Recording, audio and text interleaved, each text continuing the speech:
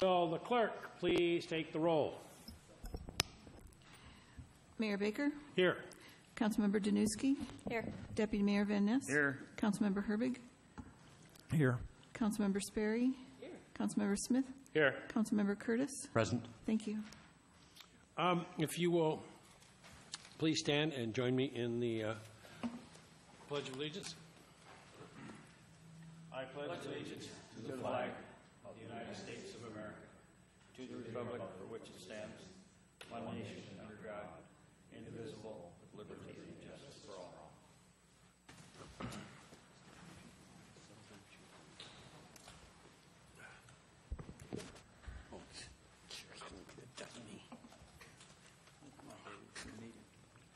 All right. Next item on the agenda is the approval of the agenda. If there are no changes or additions to the agenda, we'll stand approved as written. Your Honor, just removal of the executive session at the end. Wonderful. Okay, so we are removing the executive session at the end. With that modification, if there are no objections, the agenda will stand approved as modified. Next item on the agenda is citizen comments. It's an opportunity for you to express your views on issues that are important to you and to the community, and we ask that you please limit your comments to 3 minutes. Clerk, please call the first person.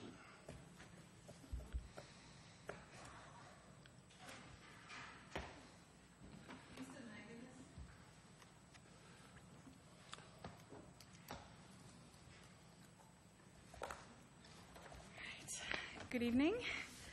Mayor Baker, council members, my name is Lisa McGinnis.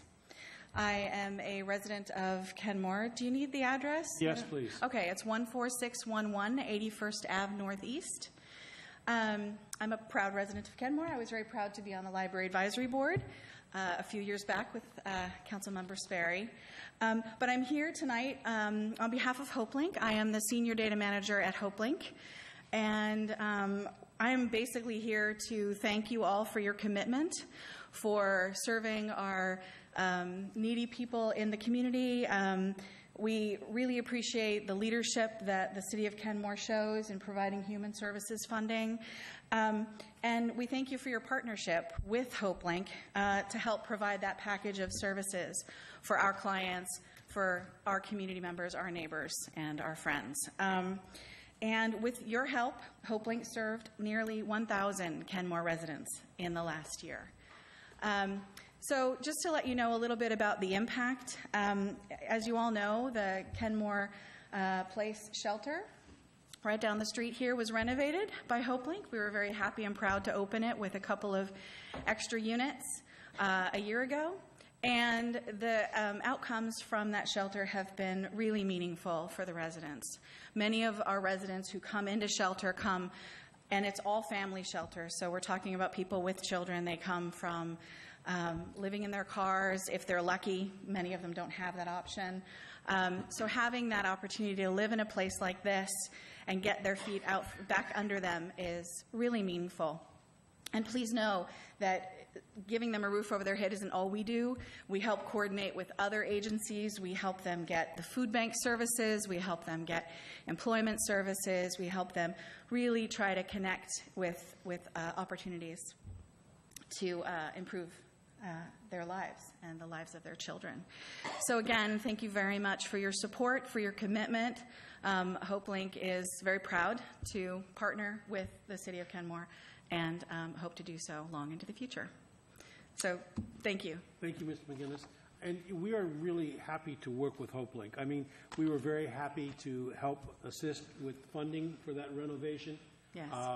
That is a tremendous asset in our community, and we really appreciate everything that HopeLink does. Thank you. And every time we have an event or something, we try to get something for HopeLink, and so we really, really appreciate HopeLink and everything you guys do. So That's thank great. you. Thank yes. you very much. Thank you very much. We really appreciate it. There's no one else signed up. Anybody else wishing to be heard? Anybody else wishing to be heard? Seeing nobody, thank you very much for your comments, and we appreciate them, and thank you again, Ms. McGinnis. We really appreciate your being here and all your work you guys do. All right, next item on the agenda is the consent agenda. Is there a motion to approve? So moved. Okay, so it's moved by the Deputy Mayor and seconded by Councilmember Curtis. All right. Next item on the agenda then is a public hearing to receive public testimony on ordinance number 16-0428. Low impact development integration. Mr. Mayor, we never actually took a vote on the consent agenda. Pardon? We never actually took a vote. Oh, that's right, we didn't, did we? And that was on, yes. So let's take a vote. All those in favor on the consent agenda say aye. Aye. Opposed? Wonderful, thank you. Okay, now, public hearing to receive public testimony on ordinance number 16-0428, low impact development integration. Mr. Sawyer, Surface Water Program Manager, Ms. Overlease. Nobody signed up. Well, you guys still have a story to tell us, right?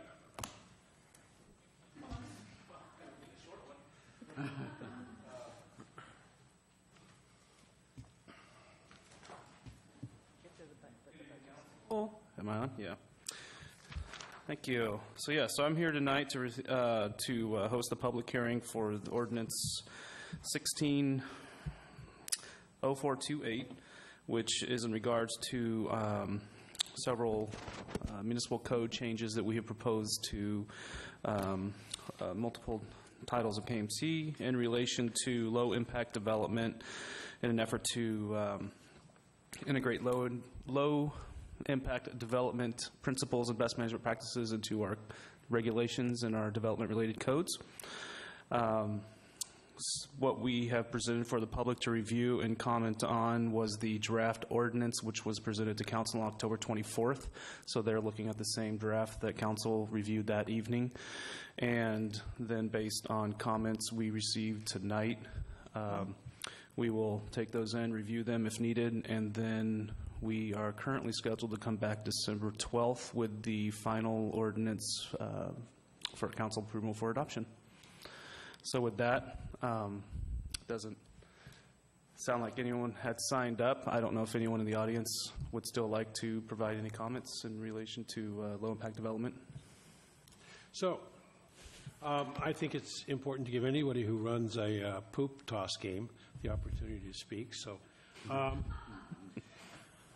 anybody wishing to be heard on the low-impact development integration in the public hearing and ordinance number 16-0428. Anybody wishing to be heard? Anybody wishing to be heard? Seeing no one coming forward, I will declare the public hearing closed. Thank you. Excellent. I'll see you December 12th. Thank you. Next item is a public hearing to receive public testimony on proposed preliminary 2017-2018 biennial budget. Ms. Gregory.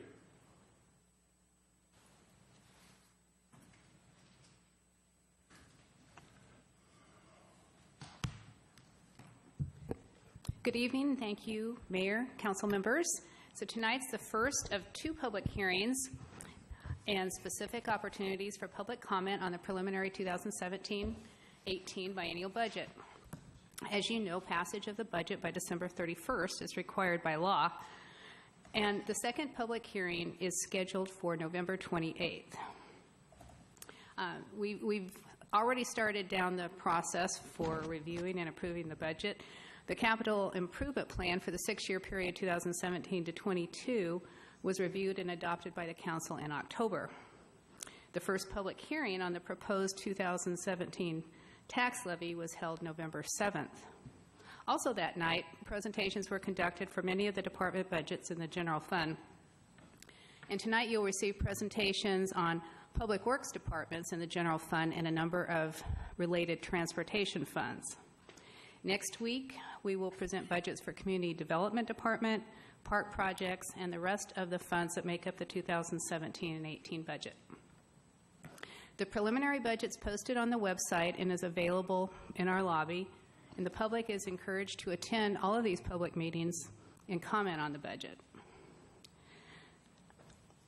I handed out to you tonight a summary of all revenues and expenditures by funds, which I am going to refer to briefly, because the one that was attached to the agenda bill and the one on which is a copy of the one on page 73 of your budget had an error in it. And that error was in the expenditures by fund, the Transportation Impact Fee Fund, 2017 and 2018 preliminary expenditures were incorrect. So I've provided you with a corrected copy. So the citywide corrected preliminary budget expenditures are $56.7 million, and budgeted revenues are $54.4 million, including about $7.6 million of interfund transfers.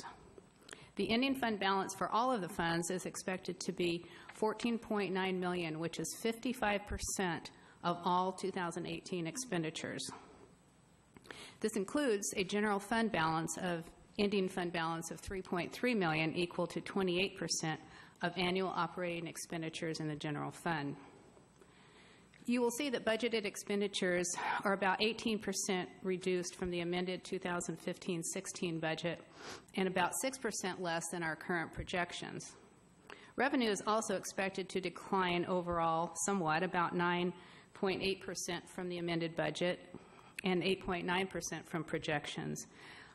Completion of several of the significant construction projects, such as SR 522, the Town Square and Hangar, contribute to this reduction, as most of the financial impact of those large projects took place in the current 2-year period. As noted, the preliminary budget did include some assumptions related to the passage of Walkways and Waterways Proposition 1, and those projects are included not just in the longer-range CIP, but also in the preliminary budget for 2017 and 18, where they have a financial impact. For this region, you'll also see later 2 park project managers recommended in the community development budgets. One will be recommended as a regular ongoing position to handle current projects in the pipeline, as well as certain park plan updates, and the second, a temporary position for implementing the park projects funded by Proposition 1. Also, one of our traditional actions taken at the time of adopting the budget is a proposal for any changes to the salary plan, and also what, if any, percentage of wage adjustment is proposed for the new year. The index that has historically been used is the June CPIW for the Seattle region, and that percentage is 2%. Not 1.1% as previously reported in the preliminary budget. That difference has no impact on the projected budgets, however, because I don't use the CPI index for my budget predictions. But as you know, the salary plan is also under review at this time, so we don't have that ready to present. But I think in the next week or 2, we will have something to share with the council and to discuss the outcomes of that review. And our goal is to be able to present that for adoption with the budget on December 12th. Attached for reference is the summary table that I just most recently handed out, which provides all fund revenues and expenditures. And also attached to the agenda bill is the city manager's preliminary budget message, which provides a really comprehensive and enlightening discussion of the preliminary budget. So with that, I'll close my remarks and allow you to open the public hearing. If you have any questions, we can discuss them now or after the public hearing. Thank you. So I'll declare the public hearing to receive public testimony on the proposed preliminary 2017-18 biennial budget to be open. Anybody wishing to be heard? Sarah Baker.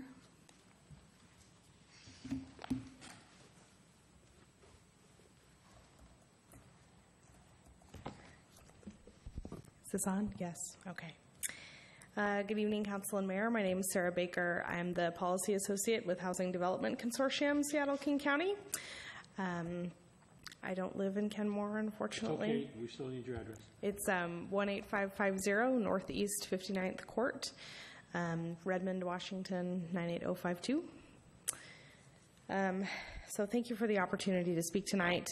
Again, I'm with HDC. We are a association of 130 nonprofit, for-profit, and public partners working across King County on affordable housing. And we are dedicated to the idea that everyone should live with dignity in a safe, affordable community of opportunity.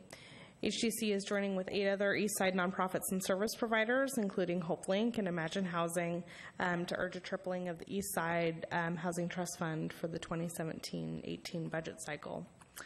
When the Eastside cities created the Arch Housing Trust Fund, they did so with the goal of working collaboratively in order to ensure that their communities would be places where seniors, people with special needs, and families of all incomes could live affordably.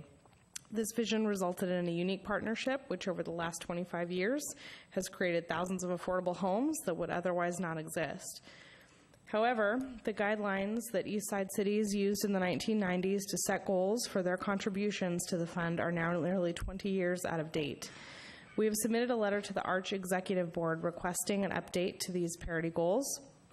As rents, home prices, and the cost of building affordable homes on the East Side have increased, the trust fund has remained essentially stagnant. Meanwhile, the need for affordable homes in our region has only become more urgent as we see increases in the number of people being priced out of the East Side, as well as increases in homelessness. When our county declared a state of emergency related to affordable homes last winter, we collectively acknowledged a reality that many low-income residents of our communities have long known to be true. We are in the midst of a housing crisis, and the crisis like this requires a response that acknowledges its urgency. We sincerely thank you for contributing to the Eastside Housing Trust Fund, but urge you to increase your proposed 2017-2018 contribution from $60,000 to Kenmore's original parity goal, that's the one from the 90s, of $100,000 at minimum. We encourage you to use that existing parity goal as a baseline and aspire to the triple goal in the future.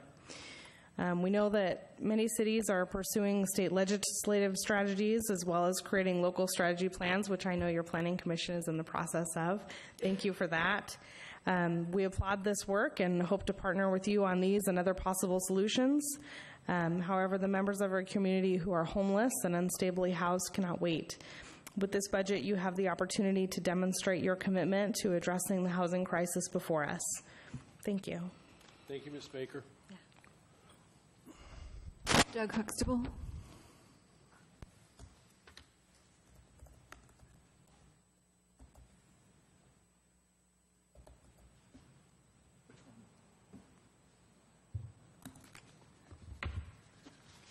Good afternoon or evening, I guess. I just got back from a long trip, so I haven't quite figured out my schedule yet.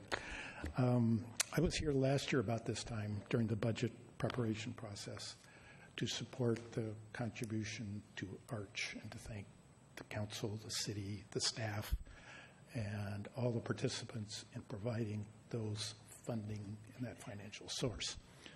Like the previous speaker, I'm not going to go through and repeat myself, but there's a couple of key points here. We all know that the need for housing continues to increase due to a combination of the pricing has gone significant in the past 24 months or so, and the population growth is also going up. That creates a huge need for low-income folks. And I just kind of want to remind all of us that it's not just homeless people, it's not just seniors, not just vets, it's all of those. But cities like Kenmore get directly affected also. Your lower income folks that work inside the city, healthcare professionals, teachers, and maybe most importantly, your first responders are going to really suffer if they're not already suffering. And can we imagine having first responders all living in Marysville in the midst of a significant earthquake? This is kind of the situation now. I don't know if Kenmore's felt that pressure, but Kirkland is certainly having great difficulty in making sure the first responders can be truly first responders. So in addition to thanking you for the continued support, I'd like to reiterate the previous message on the need for increased funding. We've seen a significant, the increase has been threefold in the past 20 years since those goals were first established. The prices, in addition to just the cost of the housing themselves, is going up. And so we do recommend an increase in funding. Now, I'm a volunteer at Imagine Housing, and we got Mayor Baker to come out and see a facility. There's been 2 additional Imagine Housings open up in Totem Lake. This is pretty close, not yet in Kenmore. Locating the site and siting take several years at best. And what I'd like to do is to encourage the council to get involved, maybe more involved than you had previously done, to help locate locations for affordable housing, work with the groups in the area that provide affordable housing, and see if we can't move this in, but also take to heart the asking or the recommendation for a significant increase in funding. Otherwise, they're not going to get built, which is a shame for all of us. Okay, thank you. Thank you, Mr. Huxtable. There's no one else signed up. Thank you. Also, Mr. Huxtable, thank you very much for that tour. And I've been spreading the word about that facility and how impressive it is, so thank you. Well, for the rest of the council, we'd really like to schedule something so you can see where your money's going. I think. Yeah, if you got the chance, you guys should go see that over in this Kirkland South, Kirkland Park and Ride. It's really a very impressive facility. Anyway, so anybody else wishing to be heard on the public hearing to receive public testimony on preliminary 2017-2018 budget? Anybody else wishing to be heard? Nobody coming forward. I declare the public hearing closed. Any questions for Ms. Gregory on what she was discussing with us about the budget? Okay. Next item on the agenda is to adopt ordinance number 16-0433, single-family code amendments. Ms. Anderson, Ms. Bent.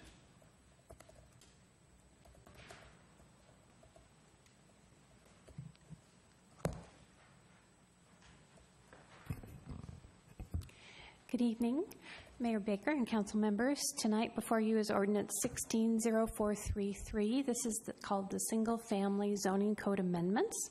We discussed them on October 10th, and then you held a public hearing on them. Again, these amendments would make apartments a prohibited use in the single-family zoning districts and would also reduce the maximum allowable height in those zoning districts. So, as requested, we've brought the ordinance back for your action, and that concludes what I need to say unless you have questions. Any questions? Seeing none, the Chair will entertain a motion to adopt ordinance number 16-0433, single-family code amendments. So moved. It's been moved. Is there a second? Second. Moved and seconded. Is there any further discussion? Hearing none. Clerk, please take the roll. Deputy Mayor Van Ness. Yes. Councilmember Sperry. Yes. Councilmember Herbig. Yes. Mayor Baker. Yes. Councilmember Smith. Yes. Councilmember Danuski. Yes. Councilmember Curtis. Yes. 7-0. The ordinance is adopted unanimously. All right, next Thank item you. on the agenda. Thank you. Thank you very much. Ms. Gregory, you're back again.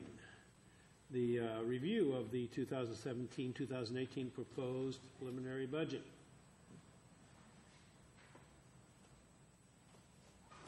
See, you left too quick.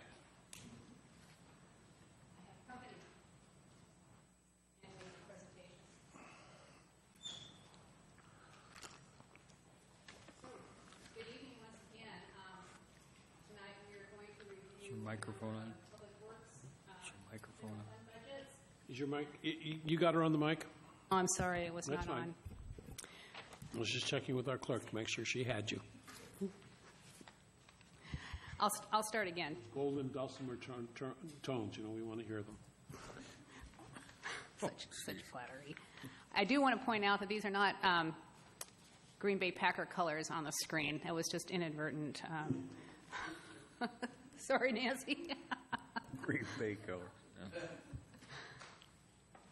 Okay. So tonight we will continue with our departmental presentations covering all things public works. We'll start with the two general fund public works budgets, engineering and park and facility maintenance.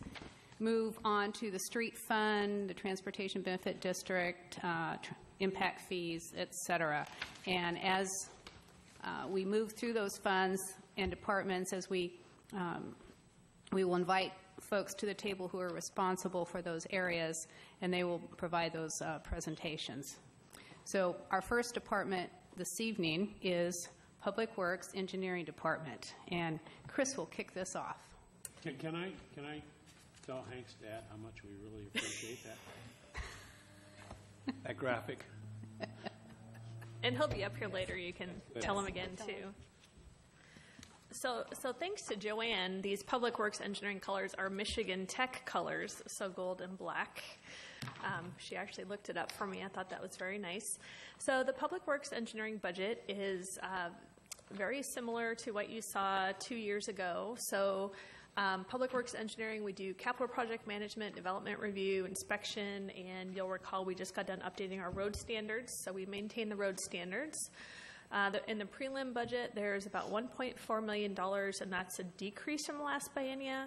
But the reason is because we reclassified the traffic engineer to a different fund, and you'll hear more about that later.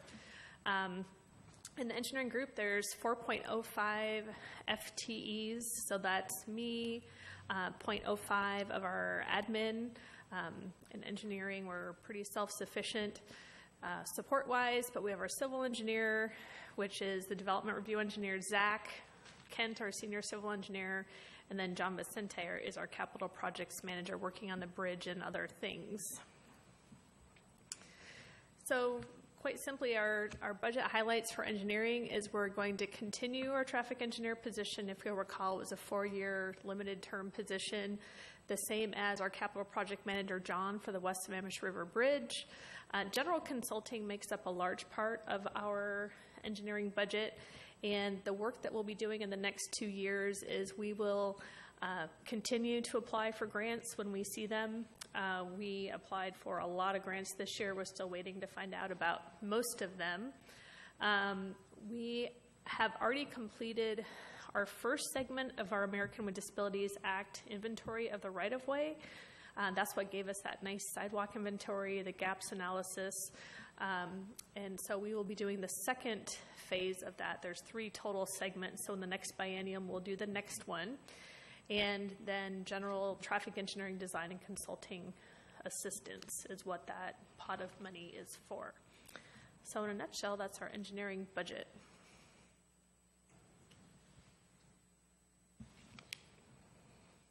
Questions?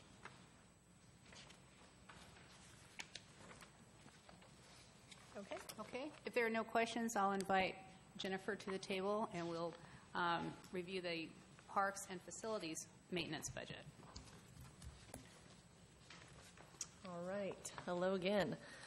Let's see. Starting out with parks and facilities budget, there's not a whole lot new and exciting happening in parks and facilities. We're pretty much status quo. There's a few changes. There's a slight decrease in the budget, and I think that's mostly due to tightening up some line items just from maybe over budgeting. So we're just decreasing because we're getting those a little tighter. We've got 3.2 FTEs, and that includes 0.4 of Nikki. Parks maintenance worker is Quinn. We have a part-time maintenance worker, Ron, who works on the weekend. And we, the building technician, what was previously titled maintenance custodian, that is not currently filled, but we do plan on filling that in the very near future. And then the new part-time building technician, or not totally sure on that title yet, but that's what we've got for now, is going to be a 2-day-a-week position to help support the town square and the hangar opening. Let's see. The increase, even though overall the budget has decreased, there are some increases in there due to the part of the Public Works Services analysis and the addition of that new part-time person that will be helping with the town square and the hangar. Any questions?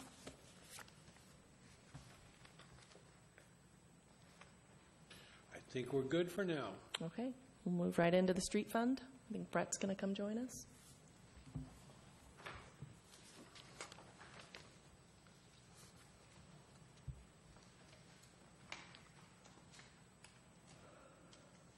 So for the street fund, we have a slight increase in budget, and that is mostly due to moving Brett on over to the street fund from engineering. Part of the Public Works Services analysis under the consulting budget, and then some other funds that Brett will be using to work on his projects with. We have 3.4 FTEs. That includes myself, the other part, 4.4 of Nikki, the right-of-way inspector, who's Jarrett, and our traffic engineer, Brett. I'd just like to add one comment here because I helped with this slide, is that even though they are adding an FTE to the budget, that's not a very large increase over the 15-16 budget, because in 15-16 we also had a transfer out from the street fund to support sidewalk projects. That was $400,000 in itself. So with that removed from the equation, the budget increase is not as great as you might think it would be. Brett, do you want to start with traffic engineering? Sure. The budget includes some costs for ongoing projects from the neighborhood transportation program and the calming program.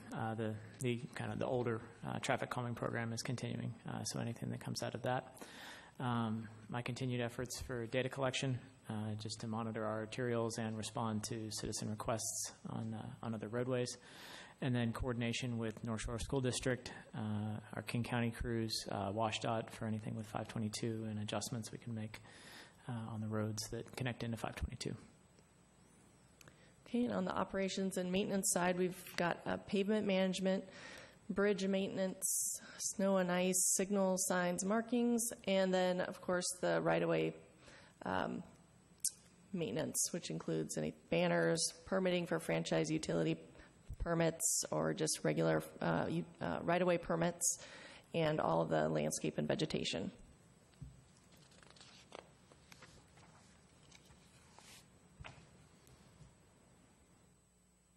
I don't know if you Okay, I'll talk about this. So the street fund has several revenue sources, actually a few more than they have in the past. As you know, all of our restricted fuel tax goes into the street fund to support road improvements, maintenance, operations, et cetera. It's a slight increase over last year because we're getting expected to receive a little bit more per capita than we have in the past. There's a new revenue source that came out of the state legislature called multimodal transportation, for which we expect to receive a whopping $46,000 over the 2-year period. Right-of-way permit fees for franchise utility permits is a growing revenue source, and this is the work that Jarrett does and the department does in processing those right-of-way permits, and this revenue source also supports his activities and the fund. In the general fund, we collect a fairly new revenue source, water and sewer franchise fees, which when we began that, we agreed to dedicate to the street fund. So our projection for 2017 and 18 is $500,000 a year, which will be transferred to the street fund.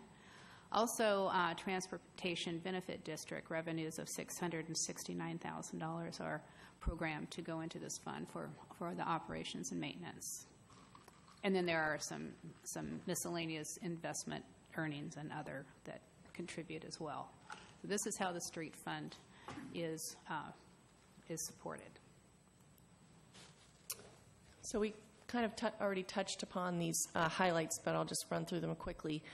Again, we'll be completing the Public Works Services analysis, just everyday routine maintenance, and the management overlay program. Although the overlay is budgeted in its own fund, I still manage that fund, so I'm just touching on that in the street fund. And then I'm going to move down to the third bullet, I guess. $355,000 we're receiving for the next phase of the Simons Road overlay. So that will go to design next year and be constructed in 2018.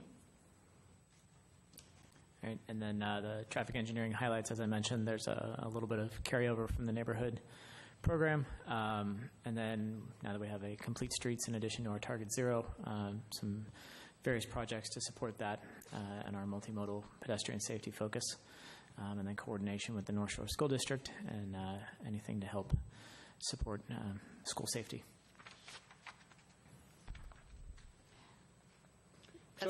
That's the conclusion of that fund. Just a quick question. The rating that we got on our streets of 82, what do we have in place to make sure that the rating is achieved, that we maintain that we are? Well, we're going to continue with getting our pavement rating completed. We'll be doing that next year. And then the plan is to create an overall long-term plan for pavement management to help us maintain that. So we're going to have another rating next year? We should be doing it every 2-3 years. It'll be 3 in 17. Wonderful, thank you. Any other questions? Councilmember Smith. Yeah, I just had a question on what was the increase you said on the right-of-way permit fees? Why was it such a significant increase? It's just the number of permits we're receiving. Okay, that's it. There's nothing that's changed in policy or anything? No, okay. no, it just seems to be a growing activity. Okay. Councilmember Sperry. Thank you. On the fuel tax or the gas tax and the 11% increase, is that pure per capita? Why did that go up? Usually it's been pretty flat. It has been pretty flat, but there is a little increment of gas tax that is coming to the city out of the state legislature, so it's a per capita amount. Ah, okay. And frankly, I get those numbers from MRSC, and they tell us what to expect to budget per capita for fuel tax as well as some other state distributions. So that's how I arrived at that value. Thank you. Councilmember Smith. On the multimodal distribution from the state, is that, other than this biennium, is that supposed to be a continual, ongoing revenue source? And do you know where that even comes from? Actually, that's a good question. I don't know if that's anticipated to be ongoing. I can get that information, bring it back at the next meeting. That'd be great. Thanks. Anything else? Thank you. Okay, thank you.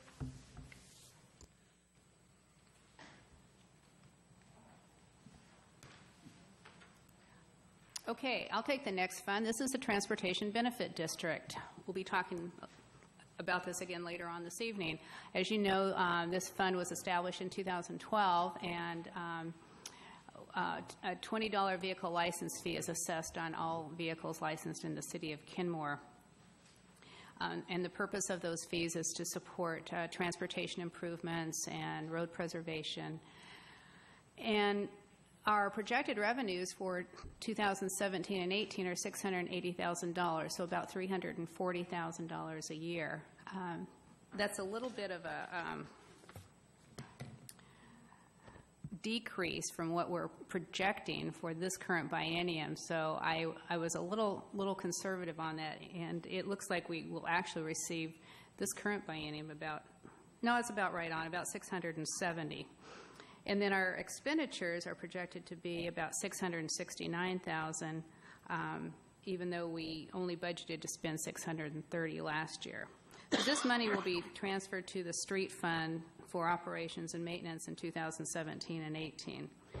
And we expect to have about $60,000 left in the fund. And the object is not to build up a fund balance in here.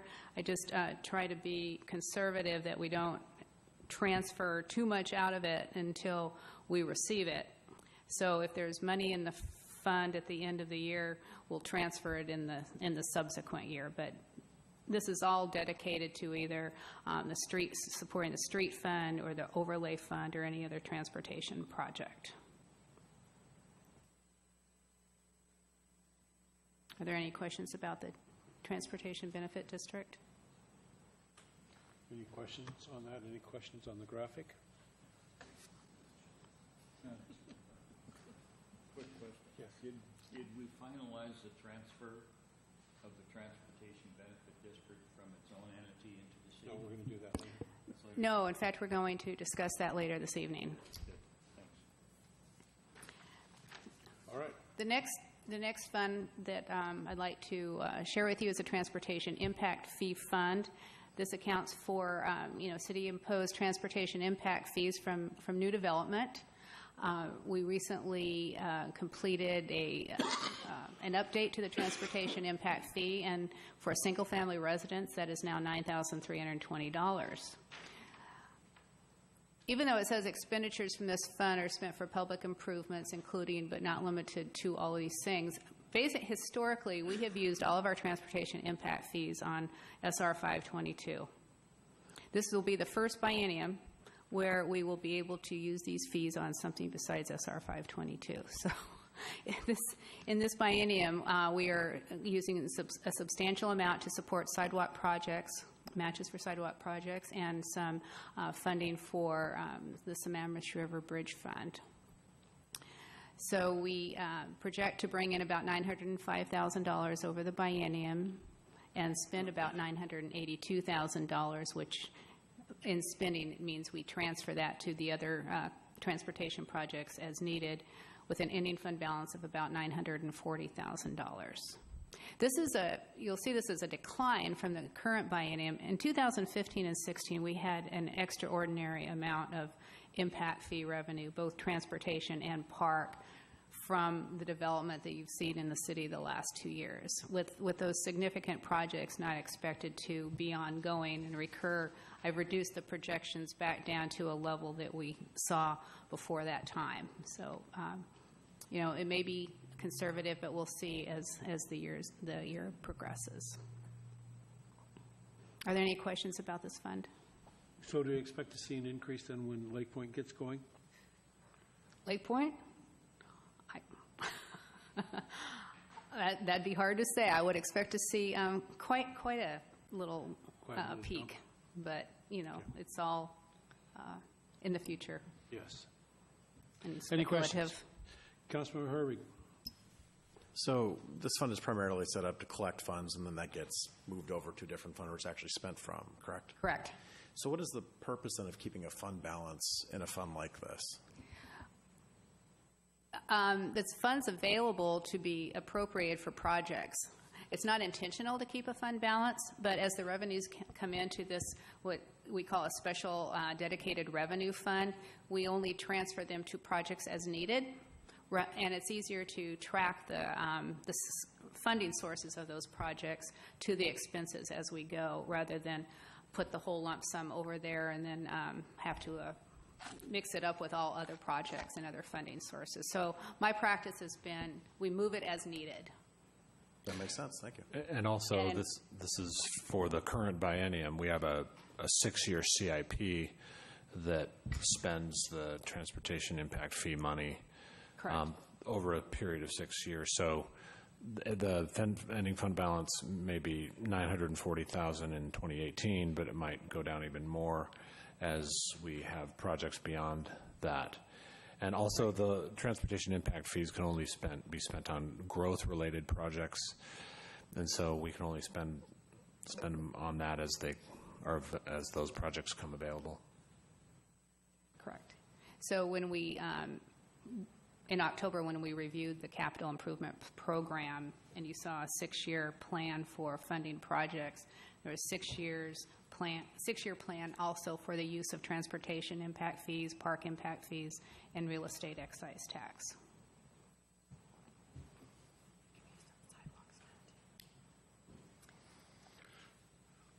All right. Go ahead. I was going to add that this is, we can now use this money for multimodal projects too. Before we had updated the transportation element of our comprehensive plan, we could use it on vehicle capacity only. So now with our updated transportation element, level of service, as we just talked about earlier, but we have level of service for peds, bikes, and cars, we can use this transportation impact fee money on all of our capital. Yeah. Okay, thank you. So that brings us to the West Sammamish River Bridge Fund, and John Vicente and Kent Vaughn will join us. We created, well, we didn't create a new fund. If you remember, a few years ago, we established the West Sammamish River Bridge Fund to put money away to rehab or replace that bridge, and we funded it with $80,000. Which we spent pretty quickly on studies and other things. But since we have that fund, and because of the significance of this project, we think it would be wise to use that fund to manage that project in its entirety and not commingle it with the other transportation projects that we have. So John gets his own fund. It's very special. I feel special. So nothing's really changed with this project. We're still going to build a bridge. We're still going to do improvements between 170th and 175th. The budget has not changed either from what we had in the previous budget. We're still looking at $3 million for 2017-2018, and we've got $21 million for 2017 to 2022. This project is funding 0.75 FTEs, so that would be me. And for the 2017-28 budget, about 85% of our funds are going to be paid for by the grant. We have the bridge grant, the Surface Transportation Program funding, and the Connecting Washington funds, and then the impact fees will take up the rest of that.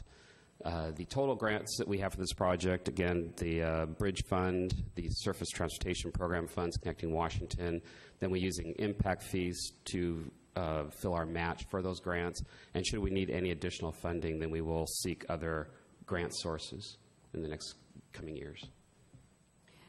This is where you see an example of transportation impact fees being used but exceeding what's currently in the budget, but over time we will use 1.4 or are scheduled to use $1.4 million of transportation impact fees over the life of the construction of the bridge to help balance the funding. And because this project has been in the Transportation Capital Fund, we will wait till we close the books for 2016, reconcile our actual expenditures and actual revenue sources that go with those, and then transfer whatever is necessary or left into this bridge fund. So we'll probably have a budget amendment for that after the first of the year. It'd be great to spend even less of our own resources given the regional significance of that structure. So our strategy is to get to 30% design, which is going to be next spring, I believe, and get an updated cost estimate. And we'll see how the resources look at that time. And there are funding programs that we have not yet applied for this bridge. So that's the strategy. We're still hoping to spend less of our own resources, but it's too soon to tell. Any other questions regarding the Sammamish River Bridge Fund? Okay, Transportation Capital, Kent Vaughn. So all of the other projects not including the Sammamish Bridge summarized in this presentation. Transportation Capital Fund is funded by impact fees, real estate excise tax, state and federal grants, and the Walkways and Waterways bond measure. There's roughly $9.4 million in the next budget cycle, and it's comprised of 3 larger arterial street projects, 7 sidewalk projects, 2 studies, and the asphalt overlay and neighborhood transportation plan program implementation. Of the larger 3 arterial street projects, there's a West Day carryover to complete the plant warranty and maintenance, and also reconcile the utility agreements for that project. And also there's the Wanting to Drive Ped and Bike Safety project, which will be funded by the bond measure. We'll start design and right away in 2017 and 18. And the 68th Avenue Ped and Bike Safety project, which will also do the design phase, and we'll be doing the design and the construction of a portion of 68th up to fill the gaps between in the vicinity of North Shore Utility District and 185th. Moving on to the sidewalk projects, there's 4 sidewalk projects that are carried over from the previous budget. The 181st projects are under construction and will be completed this year. 202nd Street design is being completed and will be constructed in 2017. And 62nd Avenue will be also constructed in 2017. There's an additional 3 sidewalk projects, Arrowhead, 153rd Place, and 181st between 65th and 67th, which are grant dependent, and we still haven't heard back from the grant funding agencies on these, but they are budgeted in the next cycle. We have 2 studies. One is the 522 pedestrian crossing study. Also, that's grant dependent. I'm not sure when we find out on that grant, but In the spring. in the spring. And the 61st Avenue Survey Conceptual Plan, which will develop the 30%, and that's funded entirely by the city. Program implementation, we've got the asphalt overlays. As Jennifer mentioned previously, we've got Simons Road from 163rd to 155th, 182nd between 68th and 73rd, and 62nd from 187th to 63rd. That'll be completed in the next budget cycle. And the neighborhood transportation plans, all of the larger capital projects that Brett has been working on that weren't able to be completed in the last budget cycle will be completed this time around. And that's it. And I just wanted to add that I think the plan is still on the asphalt overlay to assign the grant to Keene County to manage for us. So you won't see that grant on our books when you see the project budget. You'll see the $900,000 that we will contribute, but there'll be, $1.2 million worth of work, but the $355,000 grant will not be on our books. I know that was a little confusing last biennium, so I just wanted to clarify that. Questions? Thank you. Oh, Deputy Mayor. I'm sorry, I'm trying to figure out 62nd Avenue Northeast, 187th to 63rd. 62nd Avenue Northeast runs north and south. So does 63rd. The sidewalks are going up to 187th, where it turns off and goes northwest. Last slide, the asphalt overlays. I'm sorry. I didn't realize it was the I'm just overlay. curious how 62nd goes from 187th to 63rd. Am I missing something? Where's that located? It's up in the North Shore Summit area. It's near North Shore Summit. Oh, really? That's beyond 187th. I don't know if that's a typo or, no, 187th is. Oh, that's just our corner, right by our house up there, yeah. And then all the way to. Okay, it curves around to 63rd. Okay, I got it. Thank you. So for the record, near North Shore Summit Park. Is that what Jennifer said? Okay. All right, thank you. Okay, the next fund is the Surface Water Management Fund. Richard will join us.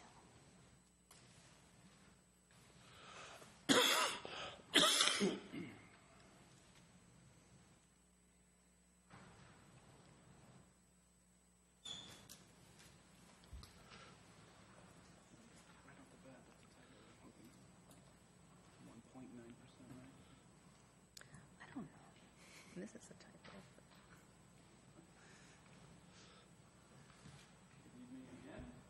Well, We'll check it. Surface Water Management Fund. As you can see on the slide, we have, I was just asking Joanne, I believe I just looked up the old budget. It's not a 19% increase. That would be quite a bit. I believe that's supposed to be 1.9. So we have relatively kind of business as usual in the fund with operations, maintenance, a lot of the same programs moving forward. There is some growth in infrastructure, so there's always a little bit of growth in the need for operations, maintenance, inspections, and also a bit of growth in our capital projects this next biennium budget. In the surface water program, we have 2.65 FTE. I account for one as the surface water manager. We have one FTE surface water technician, Art Simpson, and 2 seasonals that roughly go about a quarter. Sometimes if we get a good one like we do this year, we'll find more work for them. So she's actually doing a bunch of other little projects for the department probably throughout the rest of the year. And we also use about 15% of Nikki's time. I'd just like to comment there's more than one typo. If you look at the bullet that says 19% increase over the 2015 budget, that is definitely a typo. What I remember, though, about the budget is there are significantly more transfers out of your fund to capital in 17 and 18 than there were in 15 and 16. So we will double check that 19% increase and correct that if that's an error.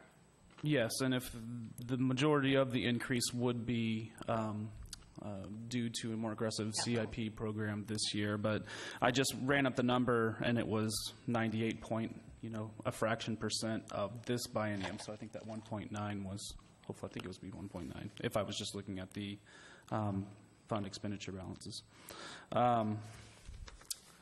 The next slide, a few of the highlights. As I already mentioned, many of the programs are just kind of continuing business as usual.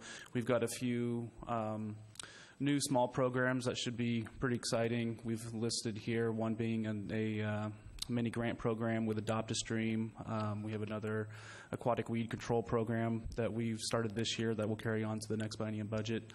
And then you can see, as we reviewed previously, the capital projects list, we've got a pretty healthy transfer to CIP, which we have also included.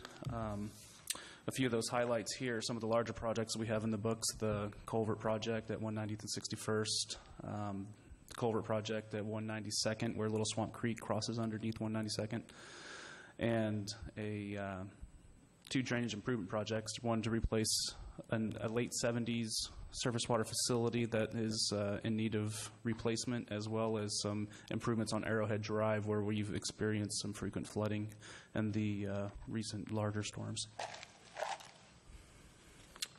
And with that, if you have any questions, I'd be happy to take them.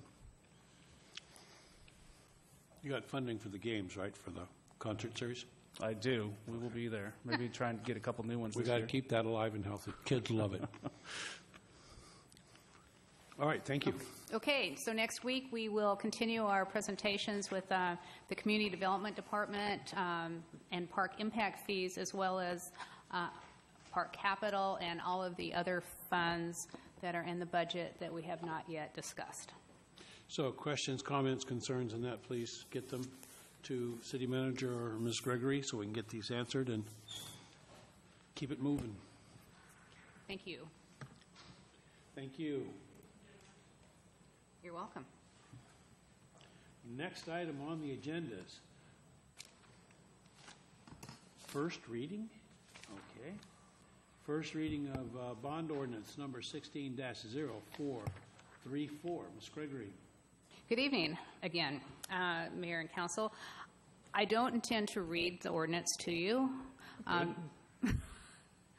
I would hope, though, that you will read it in its entirety. And when Deanna Gregory was here, when we passed the bond election ordinance, I think she mentioned that this was coming.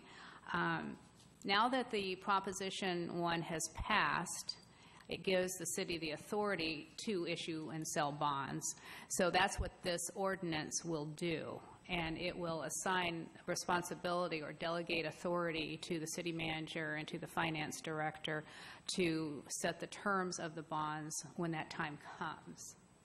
It also specifies who's going to be the safekeeper of the bonds and the depository agency, et cetera. But this first reading is just because it's a long, involved, and complicated ordinance for you to read. And next week, we'll present it for adoption, and we will have Deanna Gregory of Pacifica Law here to answer any questions that come up between now and then, address any concerns you have about the bond ordinance, and then, because we will be seeking approval. All right. Questions?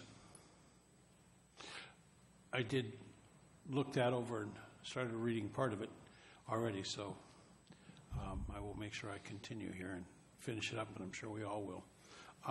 Great. All right. Thank you. This is all on track with the goal of the levy being implemented January 1st.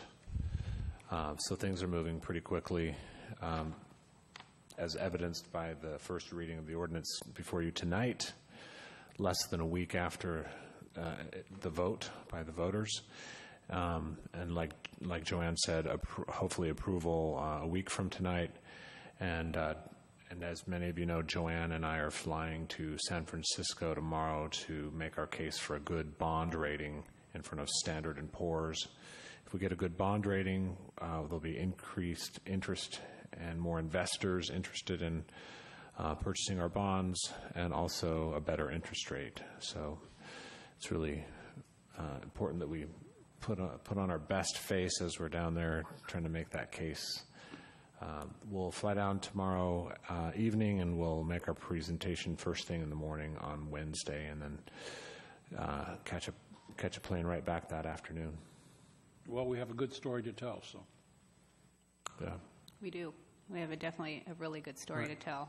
We've been working on this bond rating presentation for about a month now. And we keep tweaking it and finding more good things to say about the economy, about the city, its leadership, financial management, fund balances. So those are all really good indicators for a good rating.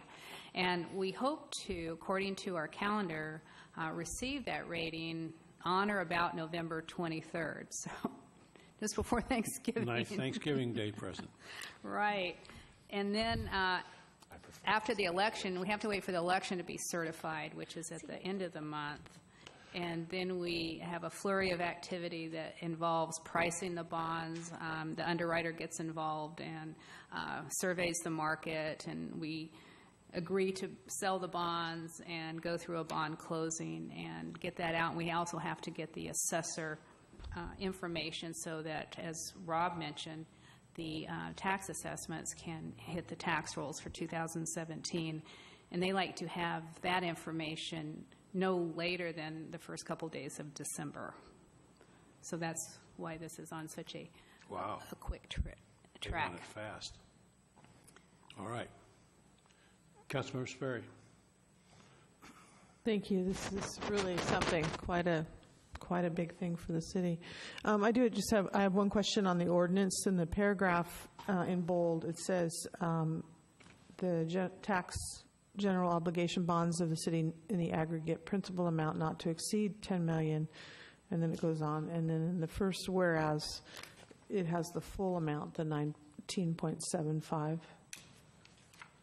I do recall we were going to do it in stages. Correct. So I was wondering, but it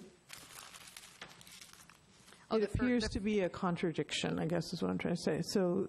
Oh, I see. Yeah, so we've got 10 million in the first paragraph there in the bold, and then under the whereas, then we have the 19.75.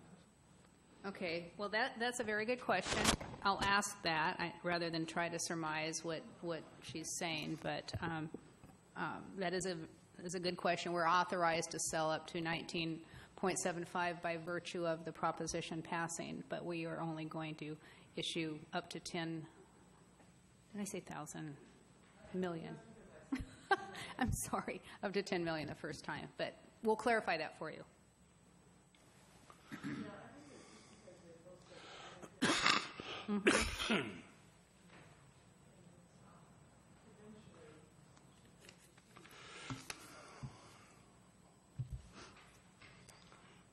Good question. Very good question.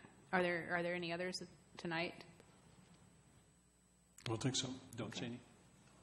Okay. Thank you. Thank you. All right. Next item on the agenda is adoption of resolution number 16-282, intent to hold a public hearing regarding assumption by the city of the rights, powers, functions, and obligations of the City of Kenmore Transportation Benefit District. Ms. Gregory. Thank you. As pointed out earlier by Deputy Mayor Van Ness and District President Van Ness, this is the TBD discussion we've been anticipating. So Kenmore's TBD came into existence in 2012, and just a few years later now, state statutes allow cities such as ours with the same boundaries of the TBD to assume those transportation benefit districts, and when they assume them, to take on all of their powers, all of their rights, all of their functions, plus all of their obligations.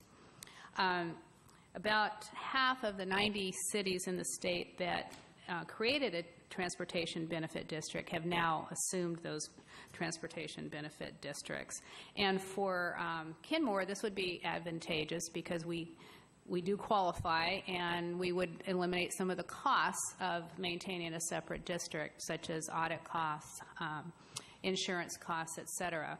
So we would, if enacted, we would just treat the transportation benefit district monies as a special revenue, source of special revenue to the city. But we would still be obligated to report them publicly and separately every year, but we wouldn't have to do a annual special audit after we do the final closeout of the audit if this process continues on.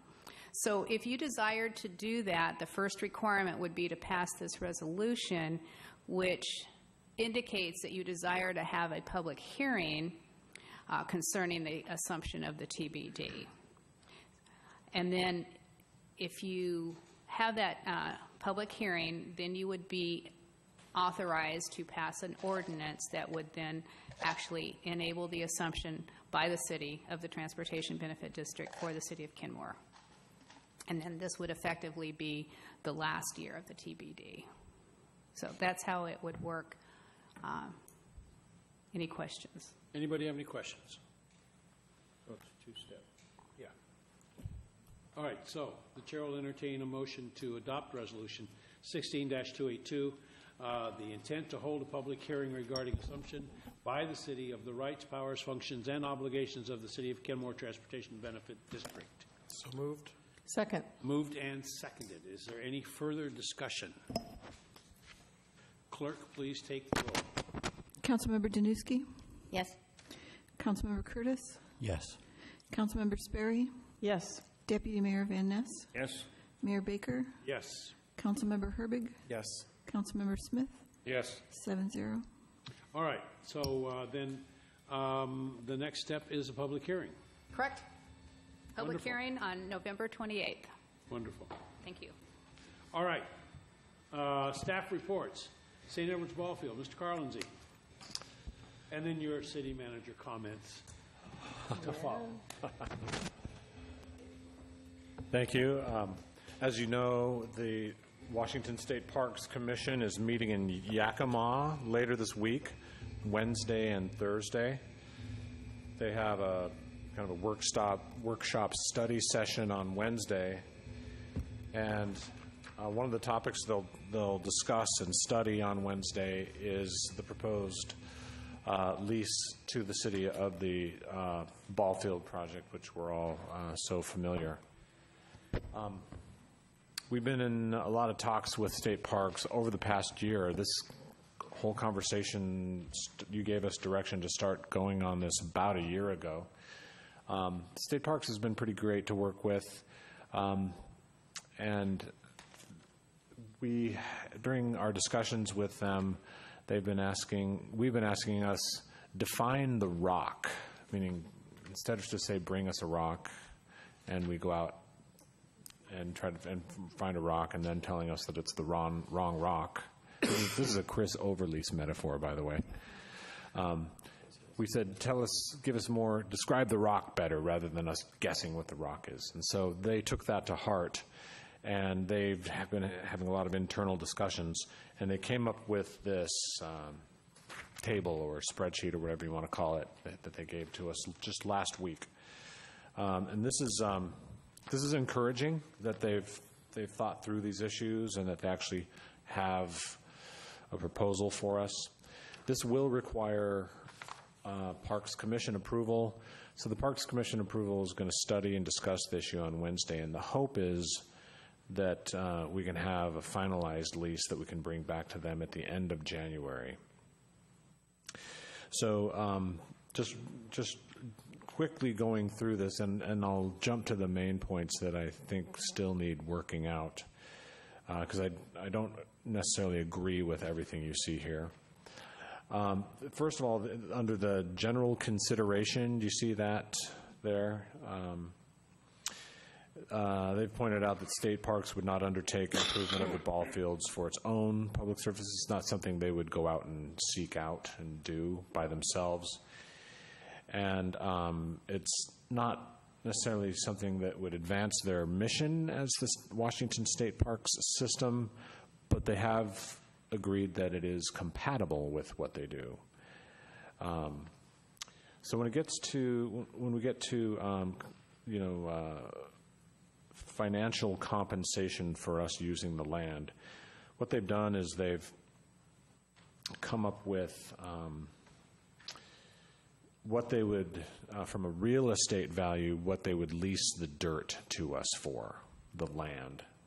And then they looked at their Discover Pass revenue, and they were roughly equal to each other. When I say Discover Pass revenue, I mean to say new Discover Pass sales from the renovation of this ball field. So they looked at increased revenue from the renovation of this ball field, meaning more people coming and buying Discover Passes and parking passes, and they compared that to the value of the dirt or leasing the land, and they concluded that it's about a wash. Now, I'm going to push back a little bit on that because they're assuming that we're paying a 365 day per year lease rate, and that's not the case. We're required, or the lease is going to require us to provide open play and many hours a week where it's available for all park users. And so instead of paying a full 365 day a year lease rate, I believe we should pay a prorated rate. And so that might actually be less than the Discover Pass revenues that the new revenues that they'll bring in. So stay tuned on that. And then if you look at where that bullet, see where it says city must mitigate one-time and ongoing impacts to park operations. So what they're proposing in a nutshell there is that we pay them $44,000 a year to offset their operational impacts. So they're going to have a park ranger there to enforce parking and deal with increased activity. They're going to need somebody to do more restroom cleaning, especially on the shoulder seasons when baseball and soccer are going and things like that. Also, they get about $4,000 a year from the cricket players, and that rent would ostensibly go to us instead. So they're coming up with a net of $44,000 a year that they want us to pay them. Also, they want us to mitigate other impacts. The very last bullet there you see, it says enhance wetland buffer plantings. Well, we're already required to do that per code, so we got clarification from them, and what they want is, instead of maintaining the plantings for 5 years as required by code, they want us to maintain them for 10 years, monitor and maintain them for 10 years. Other considerations, if you go to the next page, they want us to apply for a grant, be the lead applicant to apply for a grant to remove what they call lakeshore riprap, meaning those big rocks there down on the beach. Apparently those aren't the best habitat for fish, and they want those rocks removed, and they think that would be a good offsetting mitigation for, not for environmental mitigation, but for, I guess, cultural impacts to the park. They also want us to do some other improvements to the grotto and to the Nuns Garden and to the orchard. In my opinion, those are all pretty doable. They cost money, but in the grand scheme, it's not a huge amount. And then if you see ongoing management, this is where it gets a little squishy. If you look at the last bullet under ongoing management of the lease, this one made me a little nervous. What I thought they were saying was, hey, 2, 3, 7 years into the lease, if parking becomes a problem, we can make you build more parking at your expense. And I got them to clarify that that's only if parking from the ball field activity itself goes noticeably up. So if ball field parking doesn't change, but the rest of the parking goes up, then we're not on the hook. It's more about if something changes at the ball field, which generates a lot more cars coming there, then they want us to do something about it. A lot of these other things you've seen before. On the term, we're still in agreement that we're going to talk about a 30-year term with the Parks Commission this coming Wednesday, but that requires unanimous Parks Commission approval. 20 years, up to 20 years, just requires majority approval. So depending on where the Parks Commissioners are at, we may adjust that. Operating hours, you see there, the ability to provide lighting up to 9 p.m. And then I also got clarification on the very last bullet of that page. Well, let me talk about the second to last bullet. There's that open time for public use that they want to make sure gets in there. And then it says, see where it says no games Memorial Day through Labor Day weekends or holidays, on weekends or holidays. Yeah, I misread that initially. I thought it meant no games at all between Labor Day or Memorial Day and Labor Day, but it was pointed out to me that they're just talking about no games on weekends between those times. That's still unacceptable in my opinion. So very preliminarily, subject to guidance from you, I said, well, baseball season goes through about when school gets out, so towards the end of June. So could we do no games on weekends July 1st through Labor Day, but allow games during the week in July and August? And that seemed acceptable to them. Why no games on summer weekends, July and August weekends? Because that's just crazy peak activity time at the park. Although I've been to that park many a time on a beautiful sunny July and August Saturday, and there's tons of parking. But there's this perception that it's really crowded and packed. And maybe I'm not showing up at the park on those days. but I live right across the street from it, and I go there a lot. Anyway, but I'm trying to work with them, work with this perception that there's never any parking, which is an inaccurate perception. But anyway, also I also pointed out that cricket is already a use during the weekends in the summer, so could they allow that to keep going on weekends? So what we landed on just this evening was, with the exception of cricket, no games on weekends between July 1st and Labor Day. Still can do practices. So anyway, the other thing is, if we wanted to have games on weekends in July and August, we could, subject to Parks approval, and they may want us to do something about parking, like making arrangements with Bastyr or something. So it's not totally eliminating the possibility of games on weekends in July and August. They just want to be able to approve it. So we're not likely to have a full agreement before this Wednesday's Parks Commission presentation, but I wanted to get a sense from you on what you thought about this and any feedback I can give to them between now and Wednesday. So they're okay with the hillside slipping away into the lake? That's the natural way of things. Okay. Councilmember Danuski? Yeah, when you were talking about the Labor Day one, we've had years in past soccer-wise where the first game of the season is before school starts, so before Labor Day. So you might want to check with NYSA on when their first games are, because we might need to go one weekend back for that, or they just have to get approval every single time, which would every year. Yeah. So that's Or maybe their first game of the season is an away game.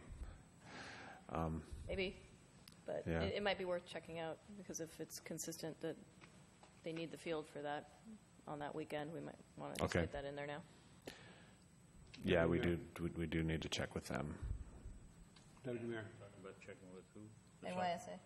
Yeah, Soccer? Soccer, yeah. They play soccer all summer. That was my question. They don't usually have games all summer. Our grandsons are playing, they're still playing. And through the summer and the fall. Anyway, I had a question about the Discover Pass revenues.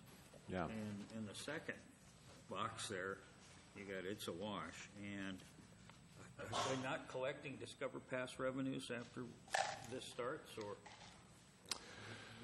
And then down below, in the third box there, the third line, it says unexpected expenses, loss in Discover Pass revenue to state parks. Can you explain that? I don't understand. Yeah, so what we're assuming is that people that come and use the ball fields will have to buy a parking pass or a Discover Pass.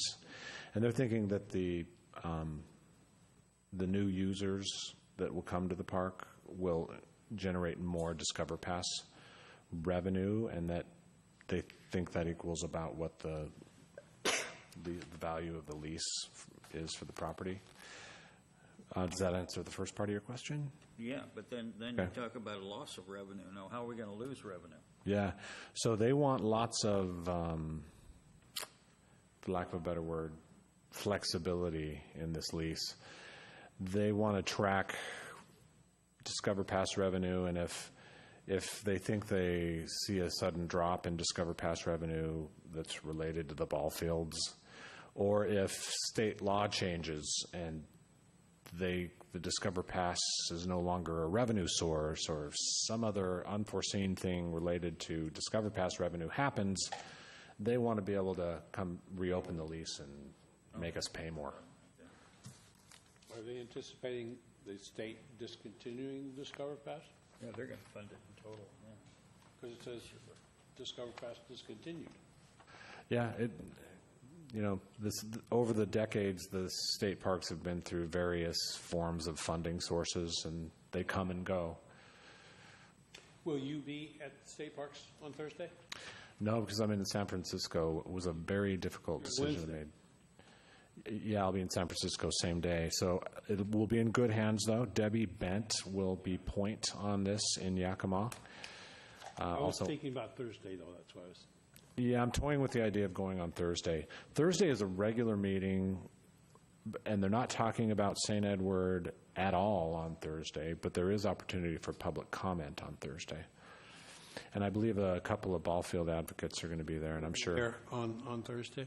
Yeah, and I'm sure opposition will be there as well. So Debbie Vance going to be the point person. Is Assistant City Manager, are you over there also? Oh, yes. Yep. Wonderful. Nancy will be there on Wednesday. So for me, the hard thing to swallow for me is the $44,000 per year in rent. Because we're going to have maintenance costs associated with this ball field. We're going to, if you include the amortized cost of replacing the carpet, plus all the work we have to do with the wetlands, and I'm talking about annual operating costs, plus having somebody on staff to maintain it and keep the leaves blown and keep things in good repair and pay the utilities and all that. Our operating costs, again, including the amortized capital, will probably be about $200,000 a year. We expect getting revenue of about from just the fees that we charge participants of about $130,000 a year. So our net costs on an operating basis are going to be about $70,000 a year. On top of our net operating costs, they want to charge us $44,000. And I guess I have a problem with that because even though they say we're not fulfilling their mission, we're bringing more people and more happiness to the park. And there is a capitalized value to that improvement. They don't see it that way. They're not super enthused about this improvement because it's only mission compatible. It's not mission aligned. But so I'm trying to push down that $44,000 number, but I'd love your thoughts, direction. Have we thought about tying the $44,000 lease amount to some relationship with Discover Pass increases? If all these people coming to the park are buying Discover Passes, and the state parks has got this revenue source just really increasing, then why should we be paying the rent to generate that revenue for them? I agree. Yeah. I'm wondering if you can use that as a bargaining chip. Yeah, and right now their position is that the increased Discover Pass revenue is canceled out by the value of the dirt lease that they want to charge us. And so this $44,000 is impacts to their operating costs. So that's what they're trying to do. But who gets a Discover Pass? I've got other people waiting here. State parks, yeah. Councilmember Smith. Thanks, Rob, for the clarification on the finances, because I was going to ask you a little bit about those numbers, and you answered some of those. One of the things in their, whatever they're using to factor in the lease cost or revenue side from their side of the ledger is they're probably also assuming that there aren't significant restrictions. But I would say any typical ball field that you would go lease from, you wouldn't have a restriction of no games on summer weekends. That's a pretty huge hit to what a market would expect. Yeah, and plus think about all the times the ball field's not going to be reserved just during any normal week. It's going to be there for open play for most weeks. Yeah.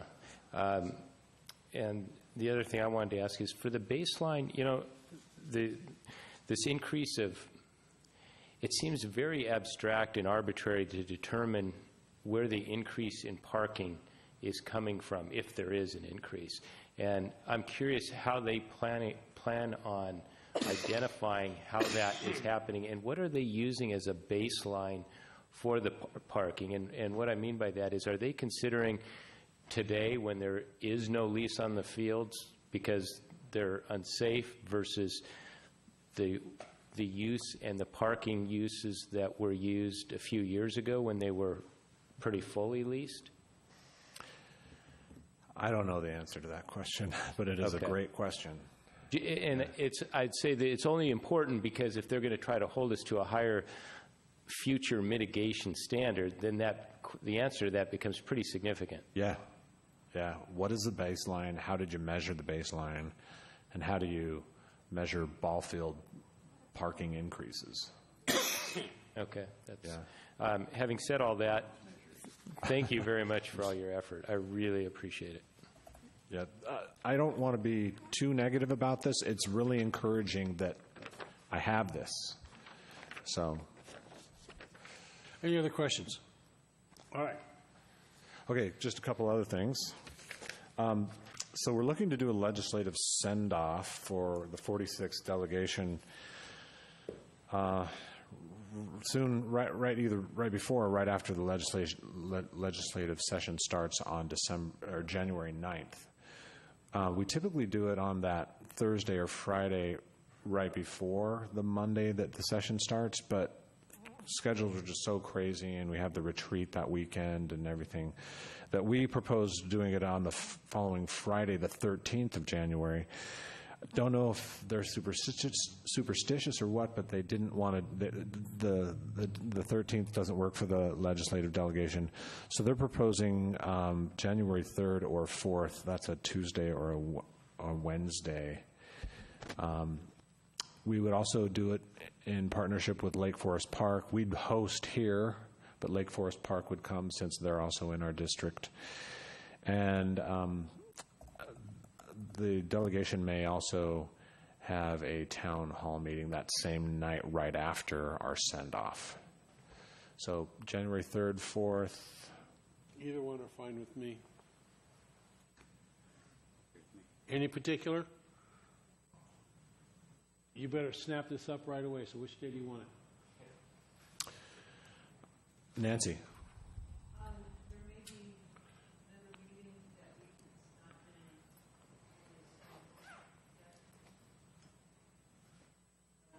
Actually, it looks like I can't make it the 3rd, but I can do it the 4th. Okay, the 4th. Okay, pending what Nancy's looking into. Okay. All right. Okay, so pending the 4th, what time? I think the usual time, which is what? 6 6 p.m.? o'clock? Yeah. So maybe the send-off at 6 and the town hall meeting at 7? Okay.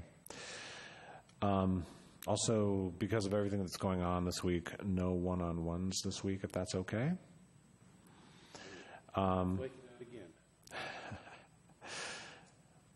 And then on the 5th of December is the holiday tree lighting event, and I believe a couple of you might be out of town, and so Council Member Sperry has been kind enough to step up and be our MC that night. One little bit of bad news: we were hoping to, close the street and have the town square and hangar building available. Still not going to be ready by then. No. Yeah, so it's going to be just at City Hall, unfortunately. But anyway, we were going to try to have Santa do something really fun in the town square, but I guess that won't happen. This project is late. It's going pretty slow, but it will get done. I promise. It's just not over budget. So far, it's within the adjusted budget. So, and that's all I have. All right. Comments, initiatives, Councilmember Smith.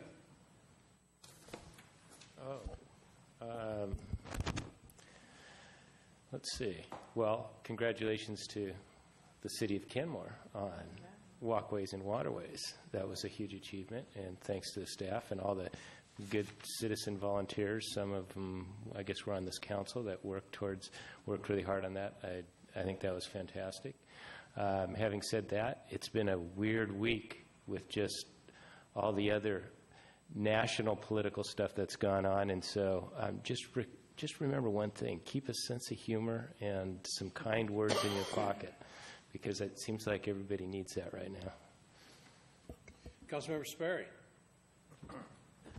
Well, just to echo what Brent said, the Walkways and Waterways project or bond measure, I mean, that's just really remarkable, and it represents so much work by the staff and the citizen and the leaders here. And to have the citizens approve that, it really in a substantial way, is at 63% is really remarkable, and I think people are going to be really pleased with what happens with those resources. Councilmember Curtis. Nothing to add. Councilmember Herbig. Brent beat me to it. I'm really excited about Proposition 1 passing. Sound Transit passing is also huge for the city of Kenmore. And on the national level, I just think it's been making me really reflect about how in Kenmore we talk about courtesy being contagious. And right now, I think as city leaders, we all should be very aware that there are people who feel very threatened by the tone of national politics right now. There are kids that go to my daughter's school who are worried that their parents will be deported. And as leaders of a city that I think we view as inclusive and welcoming, I think that we just need to be aware of that and make sure that we keep Kenmore as inclusive and welcoming and be as supportive as we can as people kind of work through what they're working through right now. So, Councilmember Danuski. Good comments from everybody else, so nothing else to add on that. Deputy Mayor. Tomorrow, Councilmember Herbig, Mayor Baker, and myself will be flying back to Pittsburgh for National League of Cities meeting. It'll go through Saturday. Looking forward to this meeting. This is the one meeting every year that rotates around the country, and a lot of good educational materials presented at this meeting. And we're also revising one of the major functions of the meeting is to revise the policy of the National League of Cities to reflect what the cities in the country want the lobbyists of the National League of Cities to work with the federal legislators on. And so I've been on the Transportation Infrastructure Committee now for several years, and we've made some changes for this year, some amendments that add technology things to that policy, which it was conspicuously absent until this year. Also, the ETP, the ETP meeting is this Friday, and I don't think we've got a representative going, but I did want to, because David and I will be back in Pittsburgh, and I don't think we've got an alternate unless one of you might want to go to that meeting. That's 7:30 down in Bellevue, Redmond area on Friday morning. There was some concern the last time we talked about it, about the VMT, the Vehicle Miles Traveled tax and so on. That has been changed somewhat. We wanted to eliminate the second section of it, which directed or asked that the state implement this in 2019 and so on. That's been changed to read, well, the first thing on it says, initiate a VMT demonstration program with extensive public involvement. In other words, a trial program. If successful, establish a timeline for transitioning to the inflation index VMT system that would eventually replace all current fuel taxes. So it's tempered somewhat. If any of you want to discuss it, I'm sure there will be a lively discussion on a number of these points. The other one that was somewhat controversial was, if you can visualize the highway system coming in from the eastern area, Fall City and Duval and so on. There's Highway 202 that comes down and joins East Sammamish Parkway, and then joins with 520 to go across westward. The cities of Sammamish and those eastern cities of Carnation and Duval and so on have been complaining for years about the traffic congestion and getting to 520. And there was some resistance at the last ETP meeting by the city of Redmond that they objected to these other cities telling Redmond, or telling the state what needed to be done within the city of Redmond. So there was some controversy there, and I think that's the wording on that section of it is tempered somewhat. So hopefully Redmond and Sammamish are getting together either Wednesday or Thursday this week to try to iron things out. So there'll be some more discussion on that, I'm sure. Both David and I felt that this ought to be a much more brief statement, maybe a number of bullet points and a little bit of description of each one, but those that were involved on the committee to put this together were really felt strong about it. We're lucky to get it down to a little less than 2 pages. So if any of you want to go, let me know, and I'll give you the specifics on where the meeting is. And Brent, if you want to hear the discussion on the VMT, you're welcome to go. No, believe me, I'll be over in Eastern Washington the day before. Okay. That's it. Okay. Okay. Okay, thank you. But I do appreciate your work on that and your work on revising it, too. Yeah, I passed the city's the comments that we had at the meeting about a month ago on to the committee, and it was revised accordingly, I think. So we've been in the Times a couple of times here on ST3 and how we're going to have early win. And so with our parking and bus rapid trends on 522. All right, so everybody ready? We're adjourned. I assume we're not doing one-on-ones on Thanksgiving week either. Correct? Huh? Oh, we'll talk tomorrow. I know. But It's not their setting. Huh?